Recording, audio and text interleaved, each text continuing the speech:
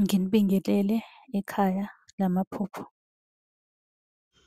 Uma umusha la ekhaya sicela ukuthi ushaye u-subscribe ukuze ngokulandelayo ungaphuthelwa uma sifaka ividiyo.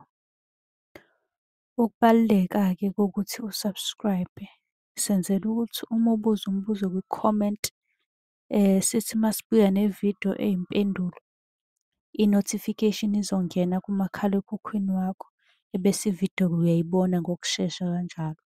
Kanti uma unga-subscribe-ile, angeke uze ubone nhlobo ukuthi cha, impendulo usuyitholile. Ngakho-ke uma unombuzo buza kwi-comment sizokwenzela ividiyo. Uyakwazi futhi ukusi-inbox-a lapha ku-TikTok, usi-follow-we, inbox ucele inombolo ka-WhatsApp ozobuza njalo kuyona ekuseni uma-ke kukhona isibonakaliso obenaso. Nokubaluleka nje kokuthi-ke uwazi ukuthi ngabe lokho osuke ukuphuphile kubika ukuthini. Ake singene-ke kwelanamhlanje sikuchaza.